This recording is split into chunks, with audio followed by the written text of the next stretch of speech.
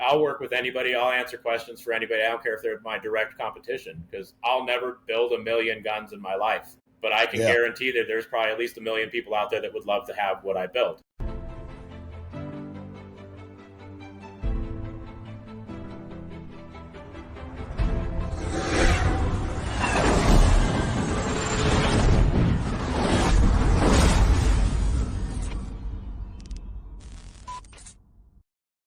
Awesome, dude. Well, man, if everybody's ready, we'll go ahead and get started. Get it.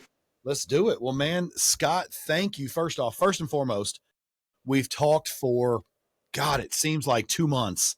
First off, it was a cold call, like, hey, I want to get you on the show. Then it kind of, good way. It blossomed. It kind of blossomed into a friendship. It's I enjoy talking with you. I enjoy watching your work. I admire what you guys do over there. And more importantly, I'm super jealous, and we'll get into it later, but I'm super jealous because it is what you do is a labor of love, but it's also done with your love. It's also done with your wife, which is super cool. And so we'll get into that later, but man, first and foremost, thank you so much for coming on. Thank you guys for the invite and for having me. And it's the first time I've ever done anything like this. I've had people throw it out before and had it been asked, but I've never took them up on it, or it just never ended up working out. So I'm stoked for the opportunity, and I appreciate you guys. Well, welcome to Whiskey and Windage. Thank you. Yeah, I mean, this is it. This is it.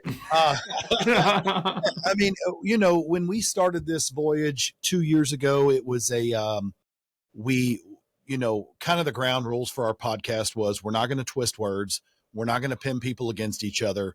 We're not going to force them to talk about how they're better than the next guy. If that's something they do, that's completely on them. Mm-hmm. And of course that is made for must-see TV, but that's not what we are about. What we are about is bringing the information to our listeners and putting it out there for the general public to say, hey, if you're looking for a specific product or service and this guy checks those boxes, work with that guy. That's our number one. Awesome. So yeah, we're definitely glad you're here. And to start this off, we are going to go to our segment, which is Ask AI, which is brought to us by Wheeler Tools. That's a sound done right.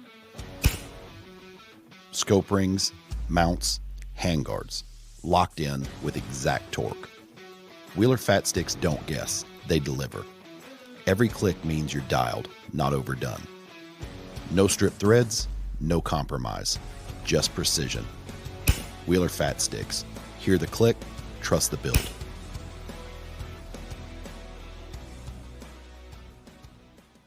So what AI has to say? Oh, it's even got pictures. Wow. Like, hold on. There's 2 pictures here. There's pictures? I've never gotten pictures. Yeah. So there's one picture. Oh, yeah. It's from a magazine article. And then there's another picture. Another magazine article. Yeah, this is the Cerakoting stuff. Ballistic Magazine. Yeah. 2021. I think that was the year that one came out. That's awesome, dude, because what it says is Scott Richardson is the founder, owner, and chief craftsman behind Ronin Arms, a boutique firearms manufacturer based in Payson, Arizona. He began his career as an airbrush artist and tattoo apprentice in Albuquerque, New Mexico, honing precise hand skills and artistic vision. Later, a love for firearms led him to establish Ronin Arms, applying his talents to custom Cerakote finishes and integral suppressor systems built one gun and one gunsmith at a time.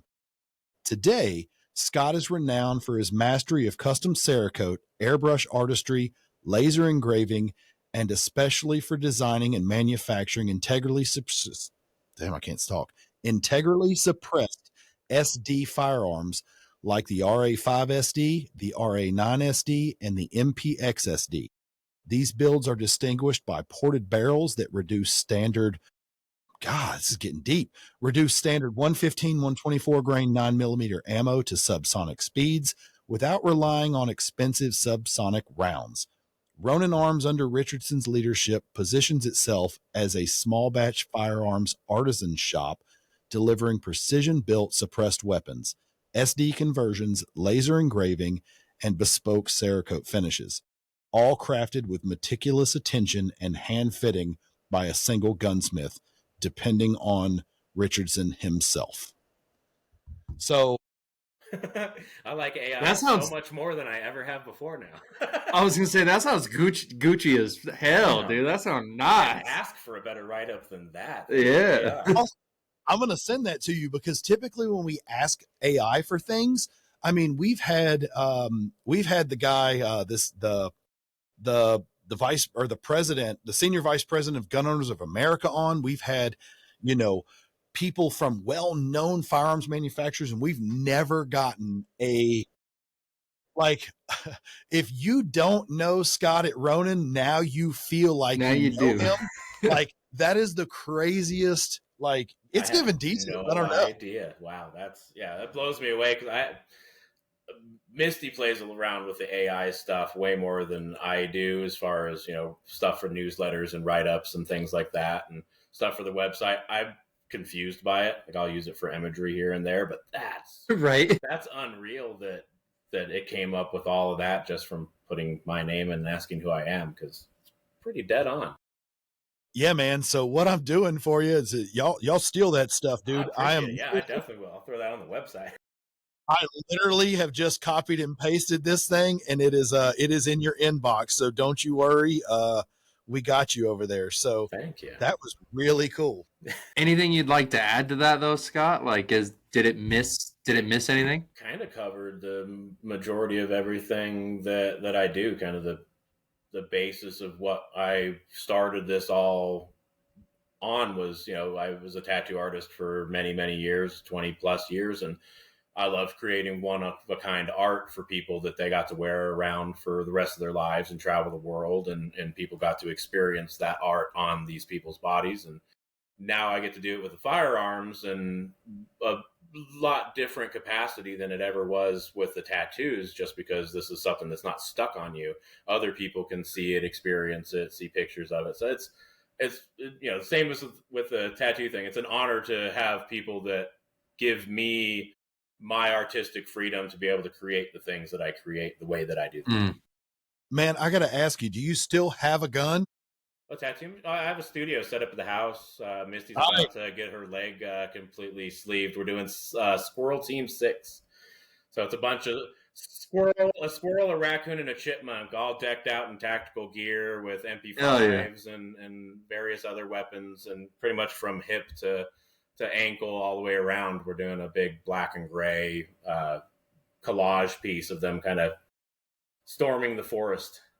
So are you more of a contemporary, or are you more of a grayscale guy? Are you a color guy? Because every tattoo artist has their thing. So what's your, if someone was coming to Scott, what's your style kind of thing? I was taught when I was coming up in the industry, when I was first working in street shops, and before I started doing the big custom pieces that I ended up doing later on in my career, I started out in a street shop, and what I was told is if you can't do a little bit of everything, you're not good at anything. So I tried to be as versed as I could at all different styles. I have realism style and really bright, bold, colorful stuff is kind of what I'm known for. But I can do traditional, I can do Japanese, I can do a lot of different styles, just because ADHD issues. I have a hard time not being the best as that I can be at whatever it is that I kind of approach. So if I had a style that I wasn't comfortable with, I would continue to draw that style until I became comfortable. So it really depends on what people want. I try to be a jack of all trades as much as I can, gain as many different skills as I can. All right. Well, we're putting it on wax. I got some ideas. I was going to say, we're putting it on wax, man. When I come down there and we come down to visit you, and we do the tour Ronin, and we get to watch what you do. One night, man. Get a little tattoo. All right, we can do that. We aren't doing a little one. We're going to get some ink. I don't care. We're going to discuss it, but I'm going to get damn, why not? Let's do some. Are we gonna Blood Brothers it, Mikey? Yeah. Freaking shake on it. Do it. There's no shake. Like, man, let's do it. So I'm down with that. That's awesome. Whiskey and Windage. Yeah, whole I'm back not- piece. Holy shit. Eagle. I don't think I'm that dedicated. Yeah. You got anesthesia. I don't know. If I I'm do gonna need a fall back. Kalashnikov tattoo somewhere though. We So could definitely do something like that. Oh yeah. I've done Oh. belt feds on people. I've done all kinds of different firearms tattoos and stuff. It's I love it. It's fun. Dude, Heck that's yeah. going to be awesome. We're going to do that for sure. That's going to get a dolphin on his ankle. Down. I do wonderful dolphins. All right, Scott. Well, I think it's time for our next segment, the rapid fire segment. This week, it is brought to you by our friends over at Frankfurt Arsenal. When precision matters, every detail counts. The Frankfurt Arsenal IntelliDropper 2.0 takes accuracy to the next level with advanced sensors, a sleek touchscreen, and effortless calibration. Whether you're fine-tuning or loading in volume, the IntelliDropper 2.0 ensures confidence in every drop. Frankfurt Arsenal, precision starts here. So, Scott, think kind of like the end of Family Feud. I'm going to shoot off a question. You're going to give me an answer as fast as you can, and we'll move right along to the next one. Okay, are you ready? Yep. All right, let's get it started. Scott, AR-15 or an AK? AR-15. Sorry. First firearm you ever shot? It was a pump action 22 that my grandfather gave me. I still have in my safe. Heck yeah. I took a lot of time with this next question. I can't wait to hear this. No matter how organized you are, you can never find blank tool. Oh, eighth, what is it, 1/8 inch Allen wrench or a T15 or T25 Torx is always all right, I lose and end up because they're the most readily used. And you own 5 of them. Oh, I have a million of them, but I can't ever find any of them. Would you rather never use a vise again or a torque wrench? I use a vise so often. A torque wrench I hardly ever use. So yeah, definitely the torque wrench. We torque things down by the feel. Nuggets, baby. Sometimes. All the ugga-duggas. So what's in your cup at the shop? Water, coffee, energy drinks? Water, unfortunately. I've recently found out that I'm allergic to pretty much every food that I love, including beer. So I have to stop drinking beer and everything. We're trying to go through and figure out exactly what's causing the allergy issues. But my doctor ran a blood panel, and he's like, "Oh, you got to stop everything, all of this." I'm like, "Great." Your whole life. The water is pretty much what my life depends on right now, is drinking water instead of anything else. I have a Mountain Dew in the mornings as my coffee, but that's about it. Respect. True or false? A reliable AR can be built for under $500. Reliable is the question, or the real word there. And we're going consumer prices, not dealer prices. Yeah, that would be a really hard guarantee. That's a challenge. Yeah. You can build something for a cheap price. Whether it's going to work for you reliably, that's a whole nother ball of wax. Preach. Does the shop have a pet or a mascot? Ronin Todd. He's running around. Actually, he's sleeping right over next to me. We have I think he's 32 pounds now. French bulldog. Oh man. Hell yeah. Little thick fella. He is a beast and just the funniest, most amazing little dog ever. He's a handful. We went around Home Depot yesterday, and he was cruising around, and anybody that made eye contact with him, he would just sit, and I was dragging him across the floor because he'd just continue eye contact, hoping they would come over and pet him. Will you save me? Oh yeah. He's a big ham, but we love him. Do you have treats? Yeah, I do this. Always get some treats at Home Depot. Thing at Home Depot. What caliber is most overrated in your opinion? Oh, overrated calibers. That's a loaded question there. 8.6 Blackout, I think right now currently is one of those overrated, just because, and honestly, I would say 300 Blackout is kind of in the same realm. I don't think either of those rounds should ever have been supersonic. I think they should have been derived and stayed around a subsonic round just to be able to really optimize that and use it to the best of its ability. You already have so many other supersonic rounds that are, 30 cal out there. Why not take something and specifically tailor it to that platform and that use specifically? Same with the 8.6, really cool ideas that if they were done in a only subsonic way, there'd be just less chances of having issues out there. There's some cool stuff that people are doing with the subsonics that if you throw a super in there, you're going to really have a bad day. Yeah. Okay. I respect that. I love that. I agree. You get more work done late at night or early in the morning? I have ADHD. I get work done all the time. I don't really stop unless I'm sleeping. It's one of the bad things about having a machine shop really close to you, walking distance, is you can walk down and you get bored after dinner and you're like, I'm going to go make a knife. And you go downstairs and pull out a knife blank and start grinding stuff. And the next thing you know, it's 2:00 in the morning and you're starting heat treat. And it can get out of hand sometimes, so you have to wrangle yourself. I try to keep myself from getting too involved in too many things outside of my norm, just because I'll go down a rabbit hole and I won't build something for 2 weeks because I'm like, I got to figure this out.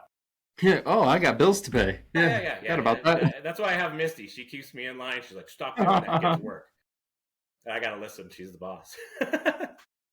What's worse, overgas or undergassed? Undergassed, functional issue. Overgassed, bolt bounce would really be your main issue with that as far as function. And, depending on if you're running semi-auto, full auto, or the forced resets that everybody's doing now, timing is going to become a real big thing that a lot of people are going to start to learn. SHOT Show. Is it an industry highlight or a necessary evil? Ooh, I have a love-hate relationship with SHOT Show. Everybody says it's a necessary evil. Like they enjoy the people, they dislike the gathering. I like the people part of it because I get to run into people that I only get a chance to talk to either on the phone or text or, online. And there I get to actually sit down and have real conversations, real connections with people. I'm one of those, like, I'd rather pick up the phone and talk to you than send you a text because I feel like you can get so much more out and so much more accomplished in that. Plus, there's not that, what's he mean by this text? It's like, I mean exactly what I said by the text. There's no reading in between the lines when you're talking to people. And I love the personal interaction, tattooing for 20 plus years. And now for the last 5-6 years straight, I've just spent most of my time in the shop having that freedom to get out and meet and talk to people. I love that experience. I just think that it could be done so much better if it were more based on, building the industry in a positive way instead of building egos more than anything else. Man. Would you rather Loctite nothing or have to Loctite every single screw? I love Loctite. I'm a big fan. I've seen so many things out on the range, and especially doing torture testing when we're really, running something hard. I've had issues where Loctite would have been a great option to have had on there, or probably would have been helpful, that have caused functional or destroyed things because of stuff walking off due to heat or just repetitious heat cycles, things like that. The Loctite, Vibrex, that whatever that Vibra stuff is, like anything that locks stuff down and keeps it from moving, I'm a huge fan because I like stuff cheap to run insurance fast and I like to beat the shit out of it. Hell yes. Yeah. And lastly, if you weren't building guns, you would be doing... Probably still be tattooing. Yeah. The only reason I didn't go back to tattooing, and this is a long story for another time, but I lost my late wife during COVID to cancer, and had a 5-year-old daughter at the time. And dang. I couldn't go back to tattooing 100 hours a week at a tattoo shop with a 5-year-old that just lost her mom. So the Ronin stuff took off during COVID, and I got the opportunity to take over a company and roll in the integral part of what we do now during that time, and basically set it up and worked very hard and have still pushed to this day to, establish myself to where I don't have to leave and go anywhere. My daughter's here. We homeschool her. If I need to take a break from work, I can drop everything and go up and sit down and read a book with her. And that's what's Dude, most Amazing. important. That's awesome. So I'm an ADHD guy. So I'm going to give you one more question because I'm a big sports bet guy. So I'll give you an over under, and we're going to call the over under 2 times. How many times a week are you called in to go to bed? Over or under 2 times? I'm probably under. Actually, I'm That's one of good. those, like, I enjoy the family time because I lived so much of my life and had a lot of other, instances during my life where I took other stuff way more serious and spent way more time on it than I should have.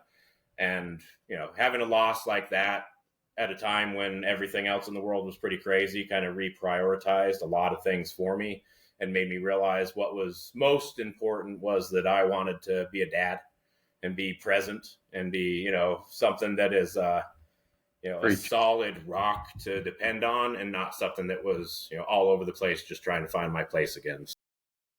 Dude, you couldn't have answered that anybody. That is probably the best answer we've ever heard on any rapid fire to date. Like, Thank you. kudos.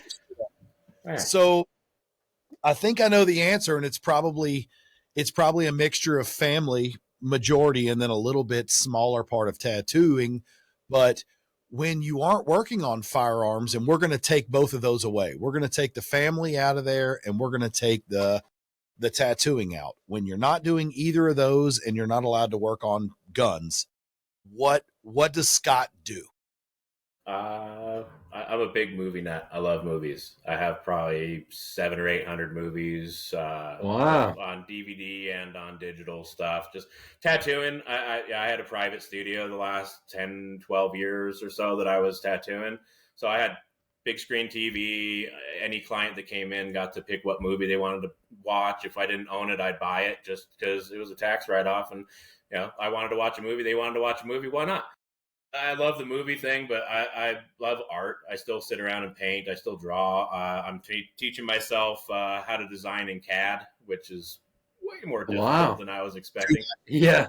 I know CAD, and CAD's a nightmare because I was self-taught, and CAD self-taught is an absolute nightmare, even with YouTube. Like, to draw a circle is 30 steps, and it's like, are you kidding me? Why can't I just click, drag, and there's the circle? It just doesn't happen. Yeah, I'm learning that real fast. I have a couple of different programs I'm trying to learn it on that will hopefully help me to grasp it. I just want to be able to take what I have in here ideas wise, and instead of talking to somebody that is designing it and kind of nitpicking all that, me being able to sit around and design on my own, play around with it on my own, and then prototype from there allows me to learn and grow in a way that I'm not dependent on other people. And I have a hard time letting go of the reins. I do everything in house. So everything from welding, machining, painting. If I can't do it, I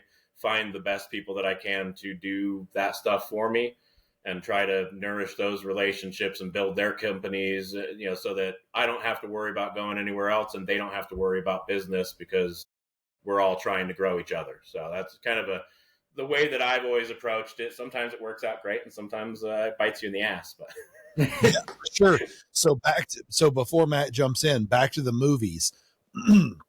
If I asked you right now, what is your favorite movie you have watched that I need to watch over? I'm not going to say forever. I'm going to say the last year. Like, what movie is that you have seen for the first time that you're like, yeah, dude, you need to see that movie? Which one is it? Probably the one that's affected me as far as what I think was cool and a movie that I can just kind of sit down and watch anytime. That what is it? The Ministry of Ungentlemanly Warfare. Oh, just because they run around with a bunch of SDs from World War II the whole time, and I'm like, all right, cool. Now I gotta find a Sten kit. So I've been looking for a Sten kit to build a Sten SD because everybody's been asking me to do that. And then Jim Fuller throws one out of left field and calls me one day, and he's like, "Hey, can we do an SD on a Swedish K?" So I think we're going to do a Swedish K SD too. So just little projects and cool stuff like that. get a lot of my inspiration for either the styles for paint jobs or things from movies and animation and things like that. Because video games, especially, I have a 22-year-old son that's a machinist at one of the machine shops that makes a lot of my parts. He was big into video games, so him and I played games growing up. So all the Call of Duty guns, he'd go to hang out with his friends, and they'd be playing Call of Duty. He's like, "Oh, my dad has that one on his wall," or "Oh, my dad, I've shot that one. Oh, I have a G36. Oh, I have this." So I was always into that part of it, the inspirational part of like, "Oh, I want to make a cool gun that people can go back and go, oh, that's from this movie." And Thanks. now I just kind of do whatever. Yeah, thanks, ADHD. Yeah, Thanks. yeah, it's a wonderful thing sometimes. Superpower some days, complete pain in the ass others. Your workspace matters, and the Tipton Best Gun Vise 360 doesn't play around. Built for serious shooters, this vise locks down rifles, shotguns, and ARs with zero movement and full control. Tool-free adjustments, rock-solid clamping, and a 360-degree rotating cradle give you access from every angle. No shortcuts, no compromises. Whether you're building, cleaning, or dialing in, this vise was made to keep up. Tipton Best Gun Vise 360. Built to hold, built to work. Hell So yeah. Scott, like looking over your content and watching, like not just the firearms that you produce, but also some from your personal collection are quite unique. You have a broad taste. So I want to know, like, not Ronin's next project, but Scott as the gun guy. What's your next personal build? What do you got your eye on? I've been nerding out on the Mark 12 platform for a while. Okay. I got one of the Type A rifle company Mark 12 builds. A friend of mine was selling, so I picked it up from him and kind of just nerded out on the reflex can idea. It's a lot to do with the same idea as the integrals in a way, just maximizing your internal volume and bringing the harmonics into the barrel so you keep your accuracy.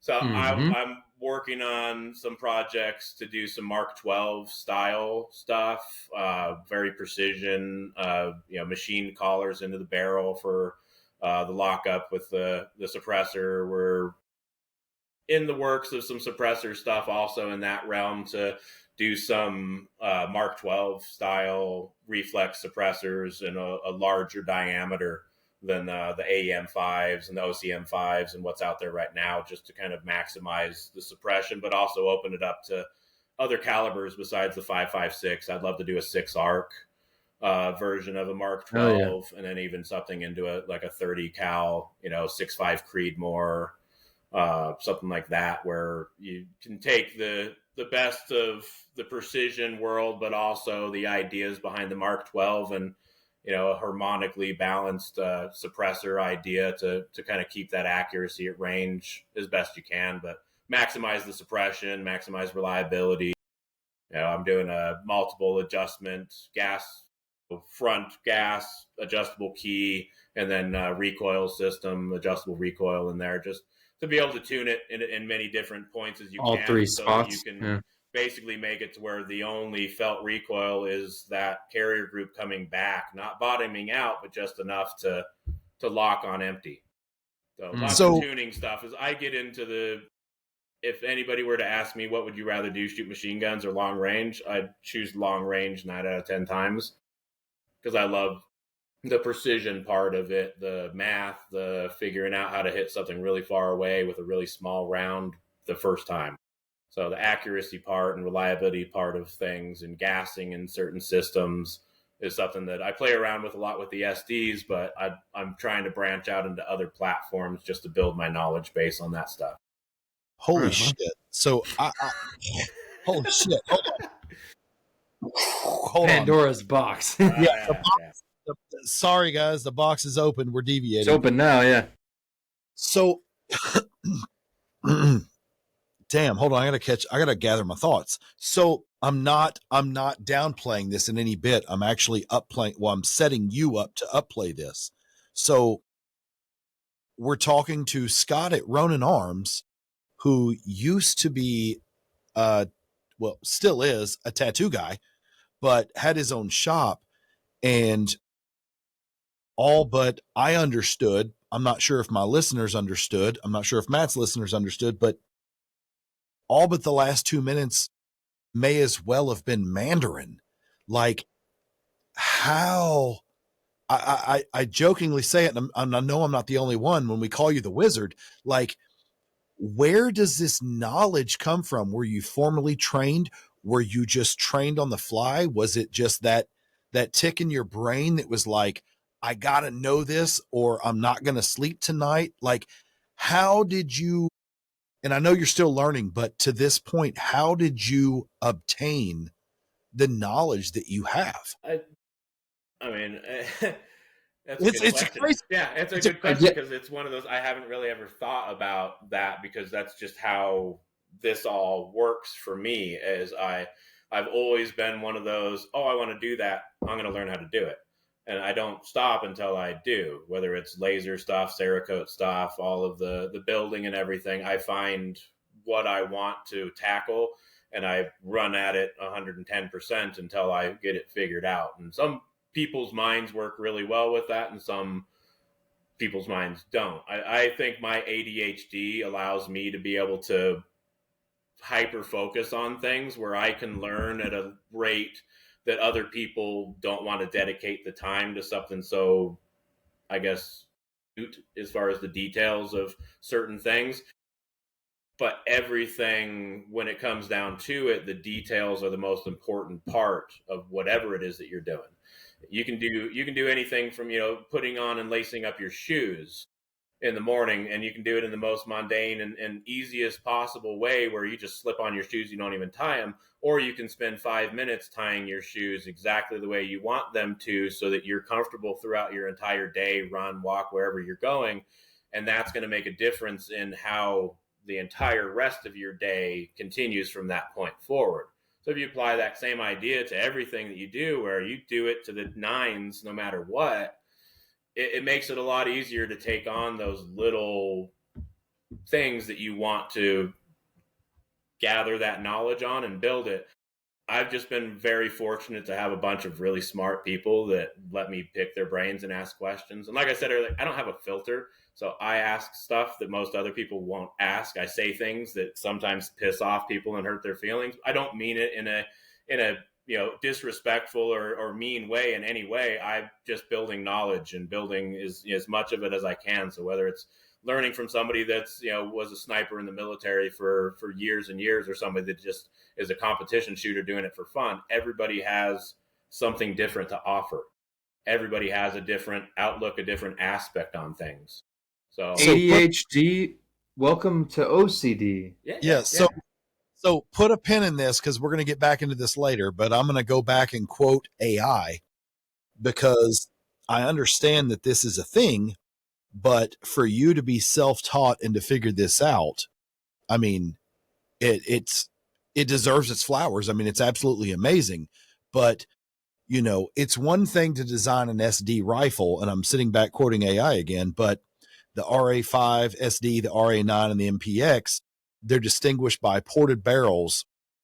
And ported barrels, I mean, I'll say it this way. There are two ways to port barrels. One way to port barrels is to put holes in it so it looks cool.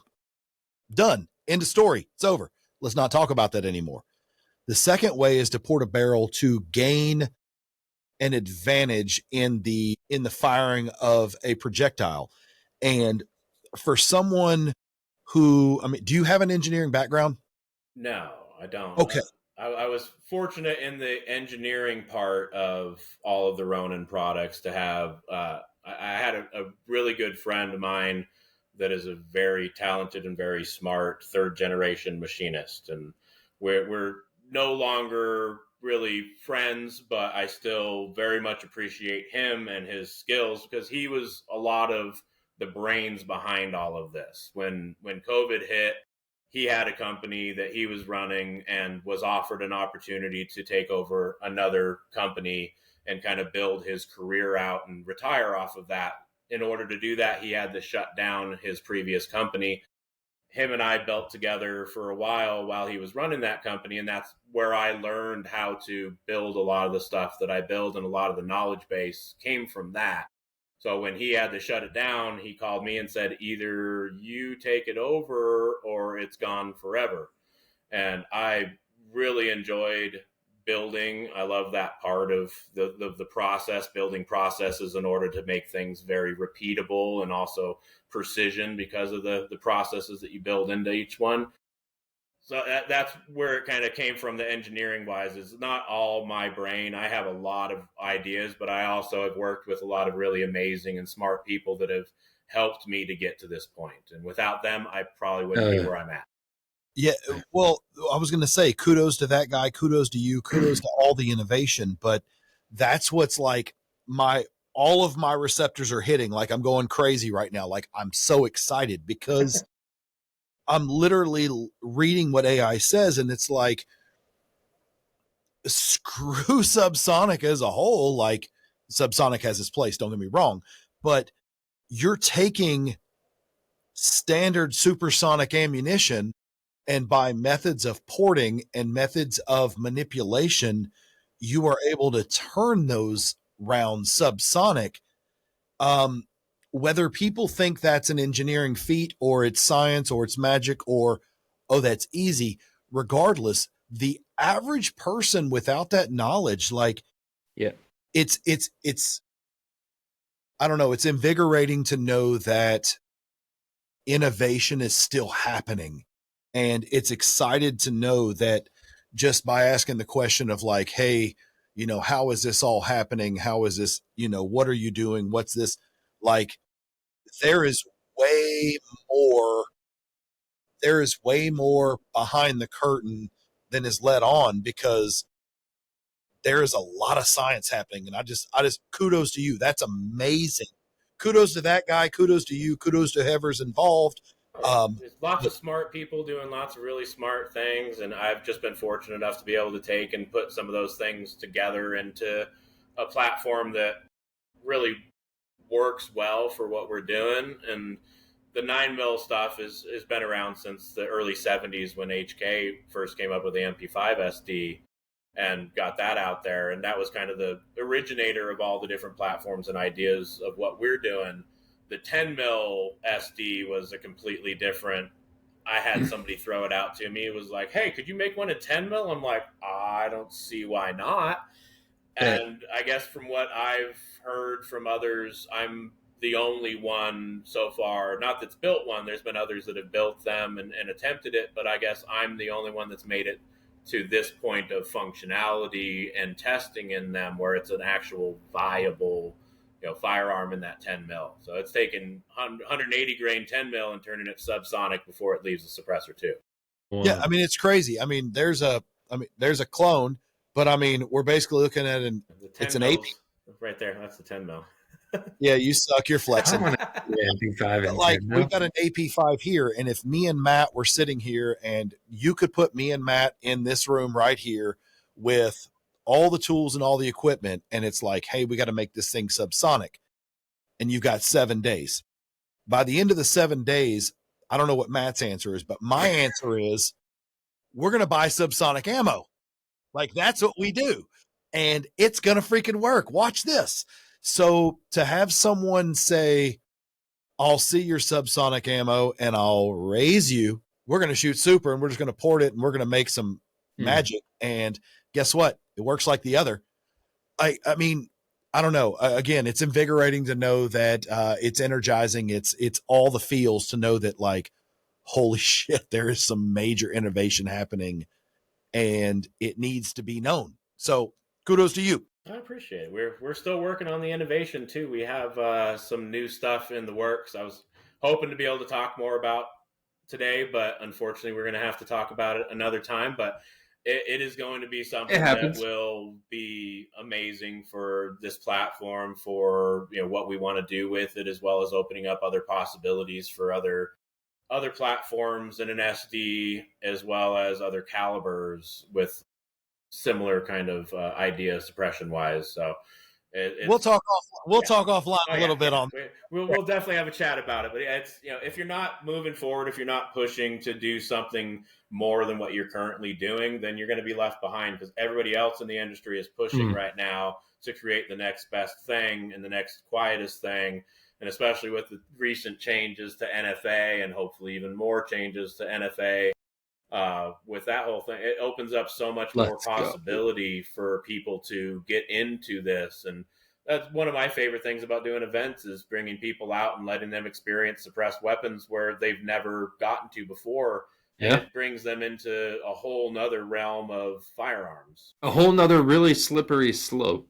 It's definitely slippery for your wallet more than anything else. Yeah.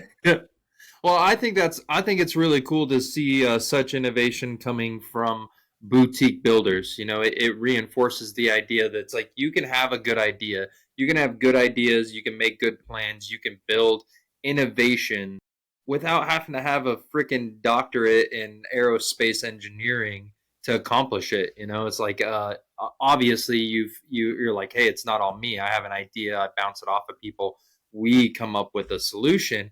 But you don't have to have a $250,000 doctorate degree in order to make those strides for this industry. The passion to not quit and the drive to continue on when others tell you it can't be done. Yeah, so smart, stupid, I'm not sure what it is, but yeah. You know, being resilient. Yeah. Being resilient, I think, is the key there. So Scott, take us, rewind a little bit before Ronin. Like, where does your customization in firearms start? Like, do you remember the first gun you ever customized and what you did there? How did it go? Yeah, I was building AR-15s as soon as I was old enough and had enough knowledge to not be dangerous doing it. Yeah. I got into the painting and the Cerakote stuff. I was an airbrush artist when I was younger, before the tattooing, and then got into tattooing. And then I had a friend that owned a shop locally down when I lived down in the Phoenix area. And he knew that I airbrushed, and he was doing a bunch of Cerakote stuff, just plain simple, mass quantities of stuff. And his guy quit on him. And he's like, hey, I know you know how to spray stuff. Can you come and help me for like a day and I'll pay you? I'm like, cool, whatever. So I went in and, sprayed everything. And he's like, this came out way better than it ever has before. You should do this. And I'm like, oh, shit. Okay. Yeah. And it was just kind of one of those things. I set up a little spray booth in my garage at my house at the time and started just spraying friends' guns. And it really quick got out of hand. And I had, SBRs and suppressors and stuff that people were wanting to bring over. And I'm like, oh, I can't take that stuff in without proper licensing. And then the FFL SOT came from that, and it kind of just all took off from being a fun kind of side gig hobby that I just did because I enjoyed it and I love building guns. I love taking them apart and figuring out how to put everything back together. Doing the Cerakote, you have to break things down to the basic parts and strip them all the way down. So it was a good learning experience, but it also gave me that passion to be like, okay, this is something I could actually really do. And once given the opportunity to make that transition in my life during all the craziness of COVID and all that went on during that, it was just, okay, this is the next best step. I have a good following. I might as well just continue on with it. And then the integral stuff came as just kind of another hobby, fun thing that I did in my free time that became now what Ronin Arms is and is going to continue to do. So I guess have you heard from any of the manufacturers of the firearms about any of your builds, or have you had any contact with them as far as their thoughts on any of that stuff yet? Like other MP5 builders, or no. So like, have you been reached? Like, has anybody from HK or Century Arms or Zenith or any of those camps, has anybody reached out to you to basically say, hey, I see what you're doing, or how did you do this, or any of that kind of stuff? Because it's kind of crazy to me, because it's like, I know that I could almost assume that HK wouldn't, because HK is too proud to say, give kudos to anybody. They're smarter than all of us combined, and that's cool. That's how they feel. We just had them on and they're great.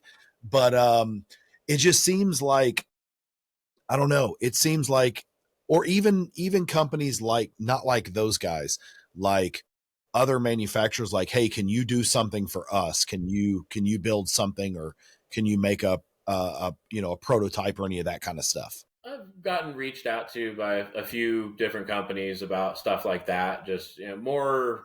I do a lot more of the consulting side of it. Just kind of, I give knowledge and ideas for free because I don't have the time to try to figure out what that stuff's worth. And I'd rather give people an idea that I can't run with and I can't do myself under the Ronin brand, because if it needs to be out in the world and somebody else can create it and I can help in that, then it's, still pushing this industry where it needs to be. And it's also showing that we can all work together and we can all grow, and there's plenty of business out there for all of us. Like, I've had some companies reach out where I've been very hesitant to try to get into any dealings, just because I like where I'm at in the industry. I'm very comfortable kind of being in the background right now. I've always been that way. And when I was tattooing, Ink Masters wanted me on there. I'm like, nope, sorry, I have no interest whatsoever in any of that stuff. I have lots of guys that I worked with, got emails from them wanting to get them on the show, and I don't have any interest in that part of it, or being involved in that way. I love building stuff for individuals. I love building one-offs, and that's really what my passion is. So if I can consult with people, if I can help other companies to grow, or to share my knowledge base with them to help them get over a hurdle, I'm 100% up for that. But as far as collaboration stuff, if I had more arms and more time, it would probably be way easier. But even now, I'm turning down stuff almost weekly from other companies and people that I know for side projects and other collab stuff, just because I don't have the time, and I have a really hard time saying no to people. And Misty's been helping me a lot with that whole thing. So it's more just, I don't want to make a promise that I am not sure that I can keep in a timely manner, because I'm a follow through guy. If I say I'm going to do it, it's going to get done, and as quickly as I possibly can, even at the detriment of other things sometimes. So I can't take away from what I'm trying to build to help other people, even though I really want to. You sound a lot like, I was going to say, sorry, Matt, you sound a lot like my neighbor. So my neighbor, I won't reveal anything, but he's got a full CNC. He's got the lathe. He's got the CNC machine. He's got all that stuff, and he makes parts for stuff that goes into space. He does his thing, and he's also into guns, but he's not an FFL, so he can't do that kind of stuff. And we were talking about stuff, and like, what's the cool next build? What's the cool next build? And about a year and a half ago, he was like, man, if you want to have something right now that's really cool, there's a run at HK Parts. There's a huge run, and you'll know what I'm talking about here. He's like, there's a huge run on these 21s, and I just don't have the time, but you need to buy one because it's going to be awesome. And if I had the time, I'd build one and the licensing, but I don't. You need to build one, and you need to let it just rip. And I was like, all right, cool. So you sound a lot like him, because you guys are the ones that give us normal guys, you get us in trouble. You can do this. I don't want to do it, but you can. Yeah, because we're like, oh yeah, that sounds so badass. And we dive off the deep end, and next thing you know, we're like, oh, bankrupt. God, what did we do? What did we do? It goes downhill real fast. That money pit of, oh, I need that part. Oh, I need that part. I have a 21 kit that I've been slowly, pulling apart and getting ready to build, just because I get probably 4 or 5 calls a week from people going, hey, you're going to build 21s? Can I get in on this? Are you going to build this or that? I would love to build everything. I just enjoy the process of figuring out how to build them, and then how to refine that process. But it's finding the time to be able to do it. And a lot of times, like, I would jump at the opportunity, for you, Mike, to say, hey, come up to the shop and let's build it together. Just because that's a learning process. Oh, I'll make time for stuff like that, just because it's I'm teaching you a skill that now you can take and eventually hopefully teach to someone else. And that's how it grows. There's so many people out there. I wasn't a machinist until a few years ago. And now I'm decent. I'm not the best. I still have a lot to learn. But if I hadn't picked up that skill, I wouldn't be able to do what I do. But I also love to share that with other people. And, the more you share your useless skills, they might become non-useless skills for other people. Yeah. That's awesome. So, Scott, you've dabbled in quite a few platforms and brands, but you seem to have a special connection with HK and with the roller design platforms. Why is that? I think the main reason for the HK stuff is just because it's been around for so long, unchanged and unmolested, really. The MP5 platform came about in the late 60s, early to mid 60s was the idea when it was finally fielded and out there with the MP5s. It's been around for 60, 70 years now and really hasn't had too much changed in the entire system. Little updates, little things here and there. But it's one of those, they did it right. They engineered it right. They came up with a correct way to build those platforms. So it's really hard to, same with the AK. It's one of those things that it was knocked out of the park with the original design of it. There's no real need to refine. There's no real need to do a million different directions with it. Like the ARs tend to be just, it's more looks than function on most stuff, where AKs and MP5s and stuff like that, the HK platforms, are utilitarian. They're made to work, and that is their purpose. If they look good doing it, awesome. But their main purpose is to work. It might be ugly, though, too. Oh, yeah. I have an amazing old AK that's just beat to crap, but it is the most beautiful thing I own as far as the AK platforms, just because it has history. It's been through stuff. And, same with MP5s. We have some of our demo guns with 15, 20,000 rounds through them at demo events, and they're salty, they're beat up, they're loose in some areas. But I've rebuilt guns from Battlefield Vegas, their machine gun SDs, and seen guns with 500,000 rounds through them, and all the stresses and strains on those receivers.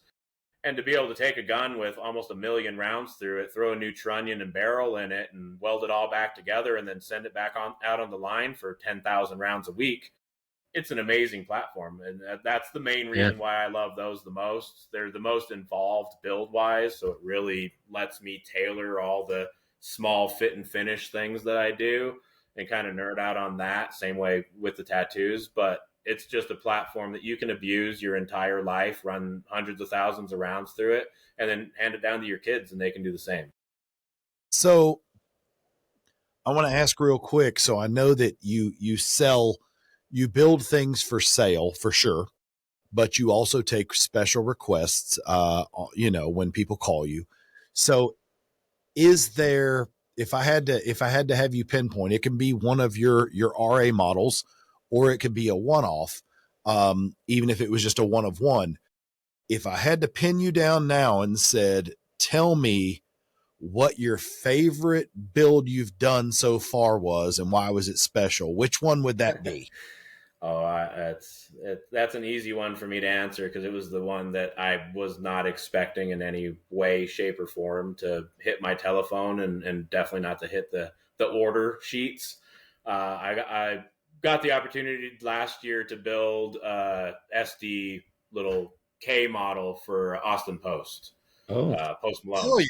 So, I was standing in the shop one day, and I get a phone call on my cell phone, and I'm like, who the hell's calling me from Malibu?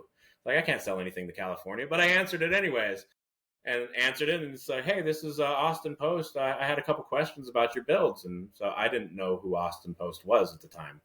So I'm just answering questions and talking to him. He's the nicest guy. Everything is yes, sir. All right, sir. It's just super, super polite. I get off the phone and walk into the office and tell Misty, hey, Austin Post is going to be placing a order here in the next couple of minutes. Let him know whatever stuff is for the upgrades and everything, because he wants to deck it all out.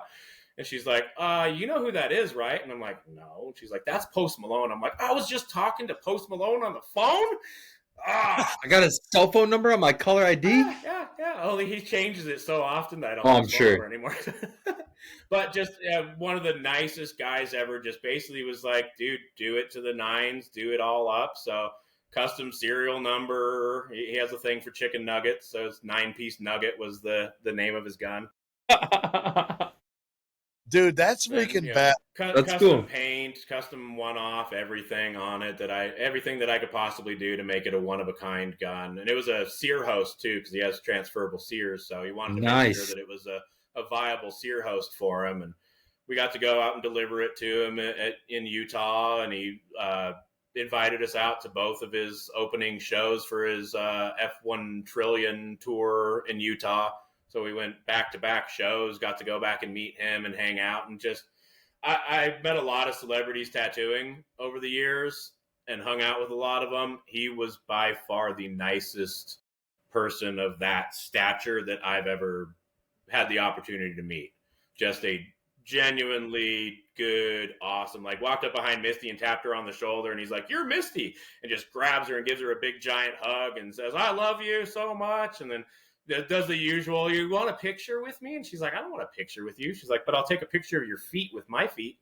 So the only picture we have from the whole thing with Austin Post was a picture of her feet next to his feet. That's Of fun. course. Of course. Only memory we have of it besides the ones in our heads. But it was just the experience and the opportunity to build something for somebody that I know is a true gun enthusiast, and talking to him and going through our phones and showing each other pictures and videos of us shooting and running different guns. It was a super cool, fun experience that is probably one of my favorite experiences building a gun so far. And I'm sure I'll have many more and get to build some really cool stuff for a lot of other really awesome people. But that was so far one of the coolest things that I've done in the gun building stuff. Right Damn, on.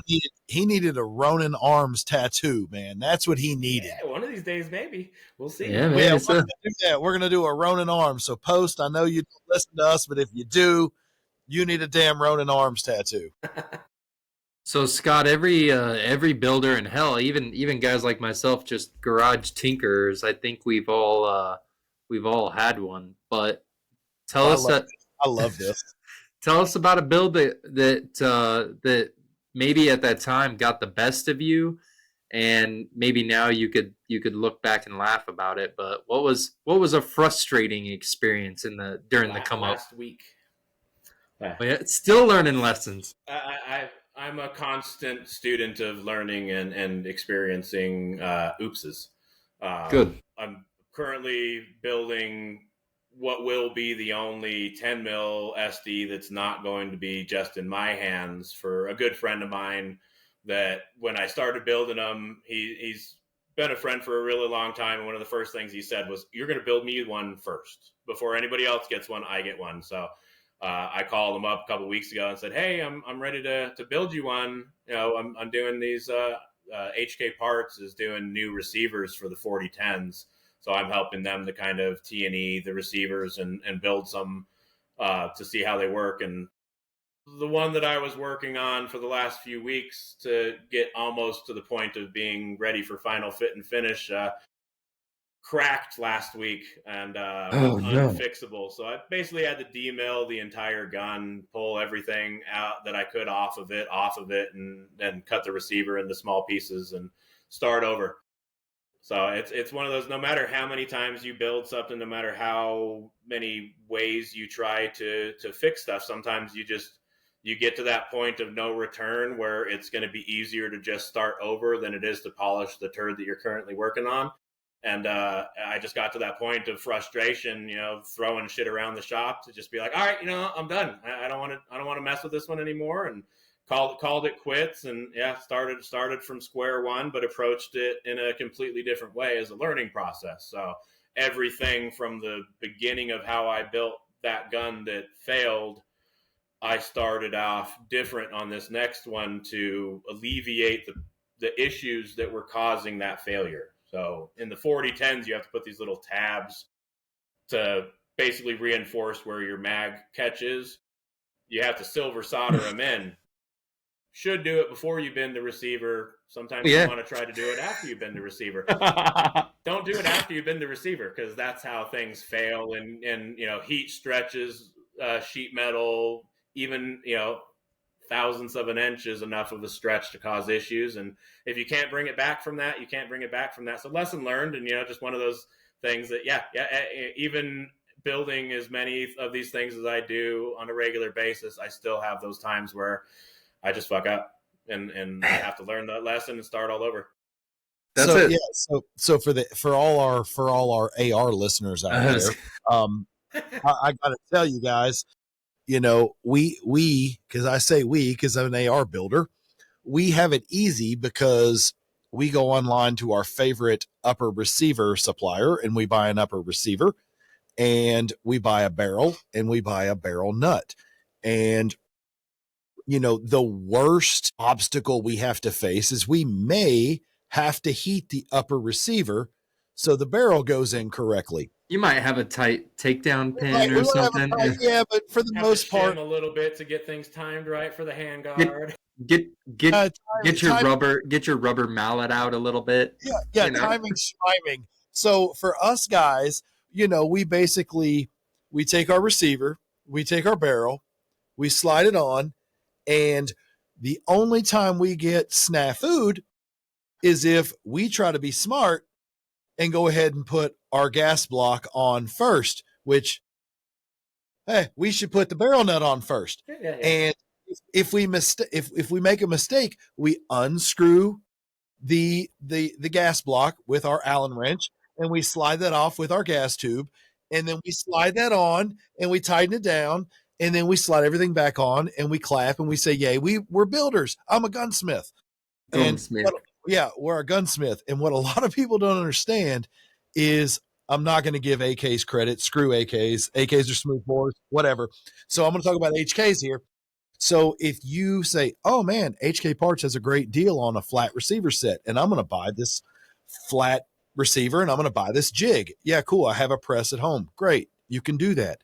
But what you need to realize is that flat receiver also takes a trunnion that needs to get some tack welds and a barrel that has to be properly head spaced and tack welded. And once all that stuff is tack welded, like, it's done. Like there's no shimming, there's no moving, there's no, hey, let me take my my barrel nut wrench and loosen this and space it out properly. Like, do it right or else. Yeah, it's right or it's not. So for all the shit I give AK guys, I give it because, like, I'm kind of hating. I can't build some of that stuff because I don't have the patience. But what Scott does and what a lot of these guys do, I mean, it truly is. I say it's magic. I call him a wizard all the time, but I mean, it's truly knowledge and it's truly a skill because, and it's patience. It's more patience than any of the other stuff because, you could buy a book, you could watch a YouTube, you could do anything, but it's the patience to say, hey, I have to put this part on next, and this part has to be exact. There's no, we'll tune that shit at the range, or we'll make up for that elsewhere. Like, that is the last line of defense for that part. And if it's not all right, it's done. So this is the first time in the history of Whiskey and Windage. So both of you guys just soak this up.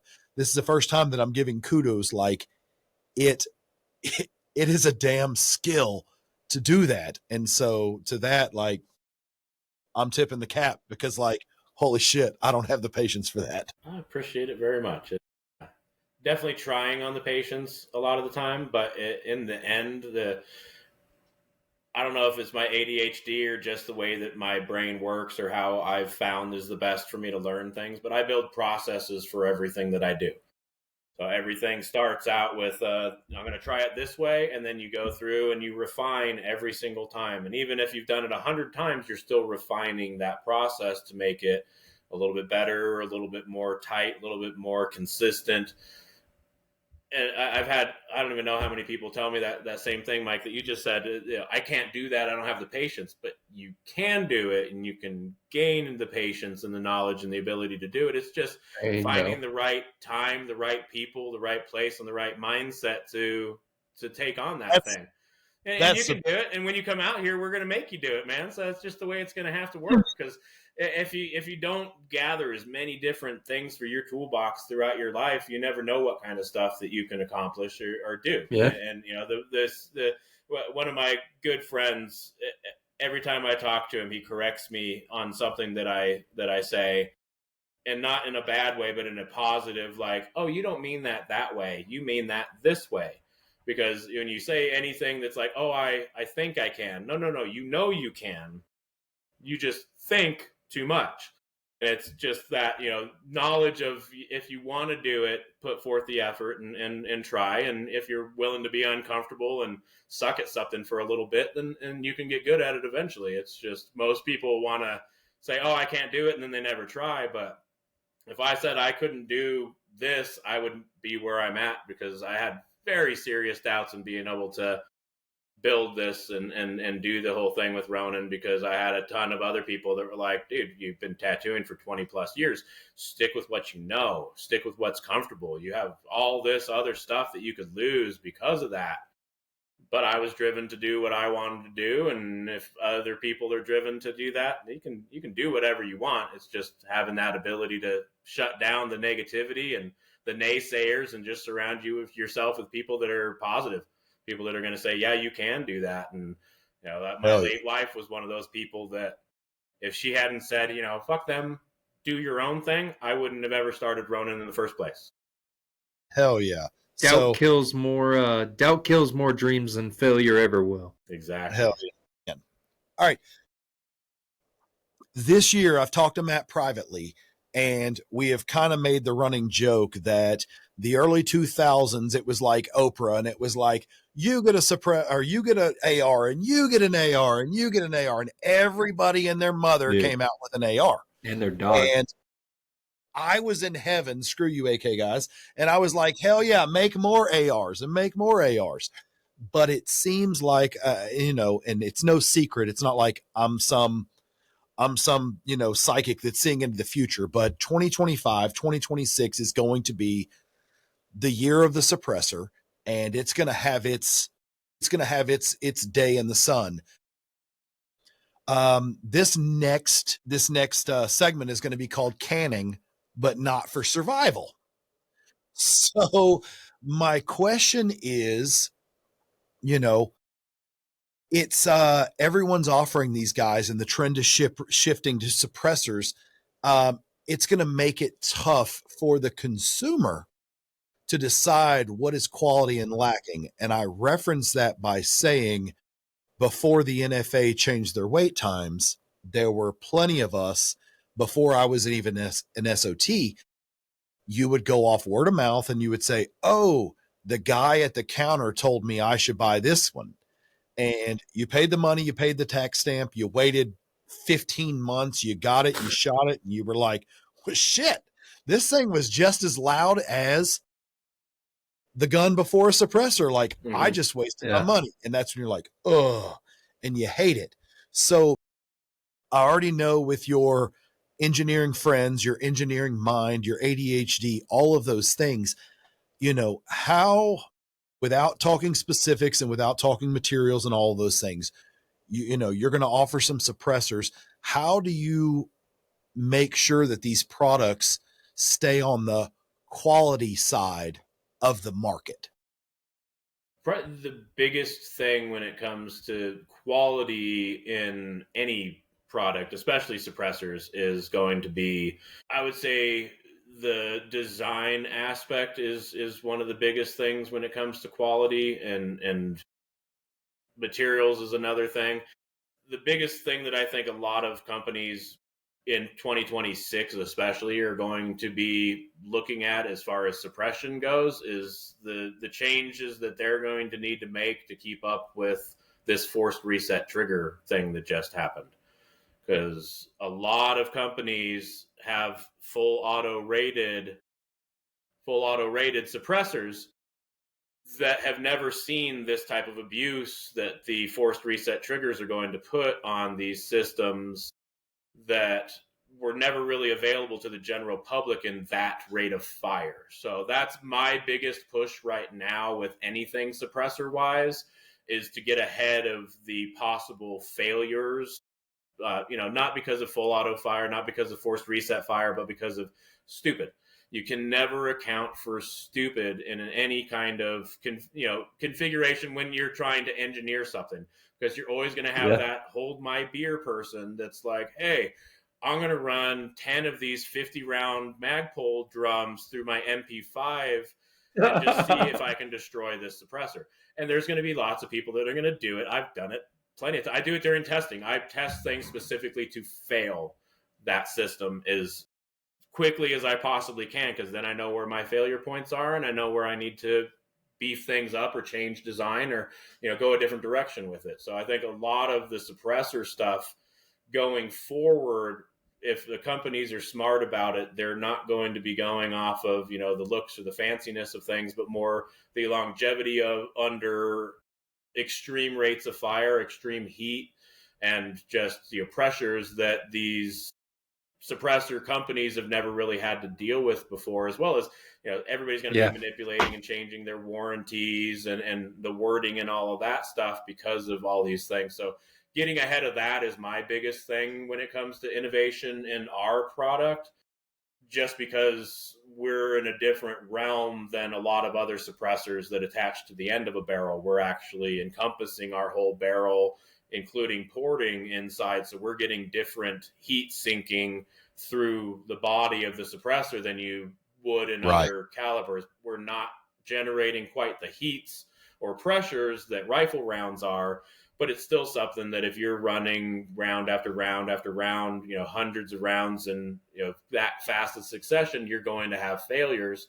But if you can plan ahead of those failures, and a suppressor especially, you're going to mitigate a lot of the warranty issues and a lot of the people. I mean, we all know, just like anything in the industry, if something goes bad, that's going to get around a lot faster than if something goes good. For sure. So to be able to mitigate that as best as possible is really, I think, what most places should be shooting for right now. I agree. Agreed. So Scott, looking, I mean, as much as you can comment on it, I guess, looking towards the future, is Ronin Arms suppressors, are the plans to always be integrated, or will they one day be a standalone line that are compatible with other platforms and builds? Eventually, I've been asked by a lot of other people that like my ideas behind suppressors and suppressor technology and certain things, to do a non-integral type suppressor. And I really want to get into that realm once I can. And I would love to be able to offer something like that. And kind of where we're going right now with what we're working on currently, suppressor wise, has a real opportunity to go that same direction, to be able to offer multiple platform as well as caliber options and a different style, but also kind of taking ideas from our SD suppressors and having that much internal volume on a suppressor and applying it to rifle caliber stuff. I've had for years a ton of people that want a 300 blackout SD. And the only way to do it is in like an HK, 93, 33, 53 type of platform, roller delay, no gas system. The cocking tube support's been the only bugaboo in that, is you have to clearance that inside the shroud, and there's no way to relieve anything because it's a cammed cocking tube. In order to unlock those rollers, you have to have that mechanical advantage. So we can't lighten that up in any way, but now with some of the materials and some of the things we're playing around with, it will open up the opportunity to be able to branch out into other styles of integral that aren't necessarily based around 9 and 10 millimeters. So that's eventually something I would love to get into, and something that I would love to work with other companies to develop. Same with the reflex stuff with the Mark 12s that I'm playing around with. It's not something that I'm going to be able to release and do publicly anytime soon, but I'm trying to get the ball rolling and the ideas out there, so that once that time is there and I have the ability to be able to make that we can create another line that branches out more of the Ronin idea, build wise into other platforms and calibers.